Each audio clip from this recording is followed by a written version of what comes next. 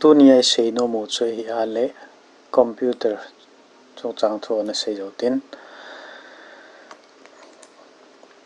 parts of computer so le computer itabang bongham icho no mo cho tunian thang pin I sei no mo cho le hardware lang ina sei dio hin tin computer iti ale thang pin desktop le laptop I sei na wa hin chi sunga hi thil tampi hi chi hola a chu pi dom ho chi ho si chu ga sei dio hin tin parts of computer sunga chun motherboard khanna sei dio tin motherboard hi pikiti na ham tiale circuit board hi chilaya imu ta bangwa he hi chi sunga hi CPU ai lo le processor RAM GPU ai lo le Wi-Fi tampi ki kwai khoma hi chun na to khoma chi phat le chun ama hyung ki thau to ti dam direct ngwa cha ko na chu na to the hi chi circuit board or motherboard hi ATX la ki ti hi pitinam ti ale advanced technology extension tina hin chi size hi lang pin thumo min ATX chi 12 inch by 9.6 inch hin tua is vet pe no hi alin pe na hi amano hin micro akitin chi 9.6 square hin abana hin mini tvin 6.7 inch square hin cho thumi alang pia motherboard mo cho hi in chi sunga hi PP ham atiale GPU isei ta ben na cho si chu cho chun na an to wa hi asunga ke koi ho aban ban na vel te sunga CPU central processing unit akitin hichi EPT na ham tiale brain of the computer zong akiti in hichi hi thilzo si ma hin process an bola cha ko na chu ato to na dinga a brain ke ti lo na cha ma he thilzo se gong to le gel to apong hin ama hin calculation hi hen lang ai lo le thil control hen lang input output ho jong ama hin ato hi chi hi athang pi in masang chun dur ko ke ti ho na men tu hin i3 i5 i7 ai lo la i19 na ki khanin chebang chun company chom kha AMD or AMD Ryzen ki ti kha men chi jong hi 3 5 7 9 ti tho hin company chom mai honin ai wa nga to hon hi chipset company processor ai tho nin anya nai ki bong na hi chi chu alang pia ipiham anato hichi processor cho hi in a processor hi ibola i3 i5 i7 i9 kitiam tile anato da no hi kisuha ha na ki upgrade na heta chungo ma hin i3 sanga i5 ha ding i5 sanga i7 sanga i9 hiti chu het jing diu hintin i3 sanga i5 hoi na jong khat nan te hi jong le athang pe ga het diwa chu upgrade version hi ti che he lewan che chu bai pen in tin aba na hin GPU ga aviaw tin che he la graphic processing unit ti na hi in hi chi hi e hon te ka na banga TV screen ai ga ba nova ho jong a graphic a hi in graphic lowa chu I ma ki mu thelo hin hi jong le chi hi achom mong manga dedicated graphic kitia ki habo min chi ai la high end lang computer hon amena hi alang pi in aniaw la ho integrated hi tho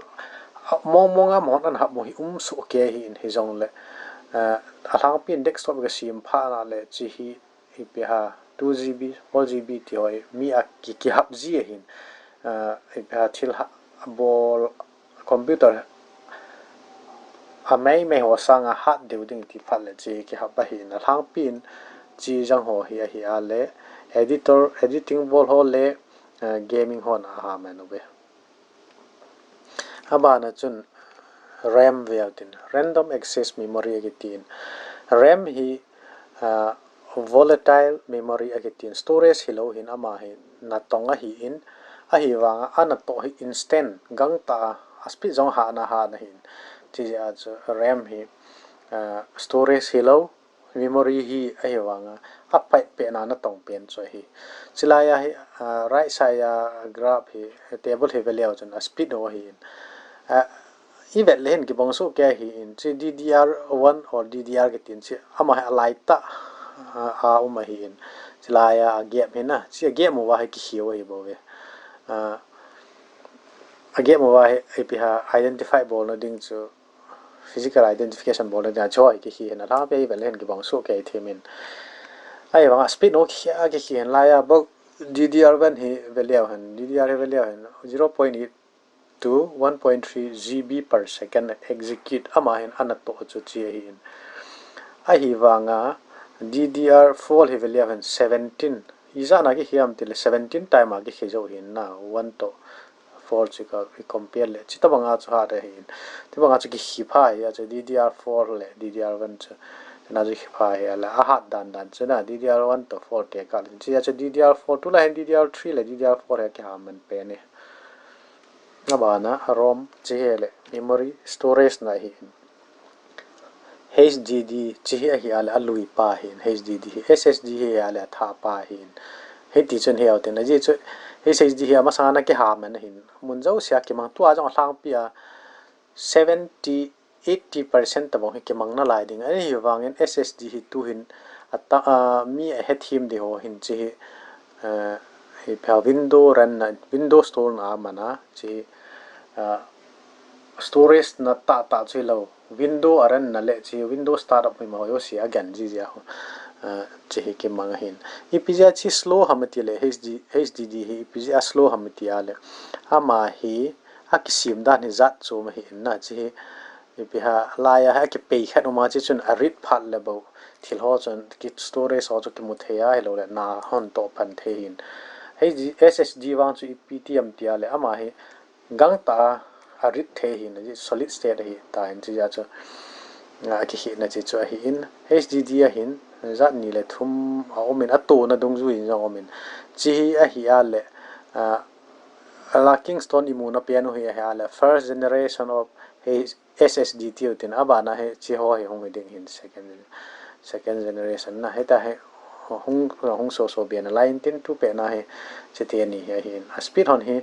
khat ho sang mo ha na ha zo hi jin windows store no a he le system tham hi anok me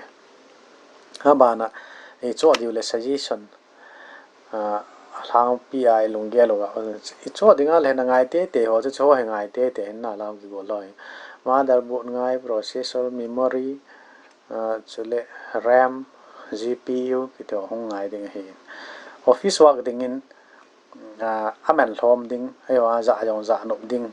ga za nop ding chu hislaya kan gu la ho tabang hi le de sai motherboard chu office ding ip jong la ho pon ji chu heavy ta running program om pu in na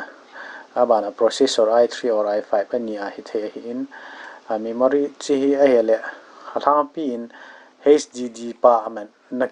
naki tu mai the na computer hoi chi ya chu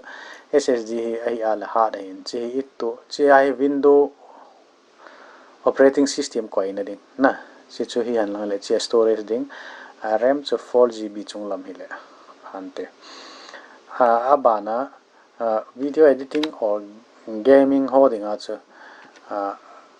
amen jong thom ding ai lo le chi hi alam pi in desktop ding hi na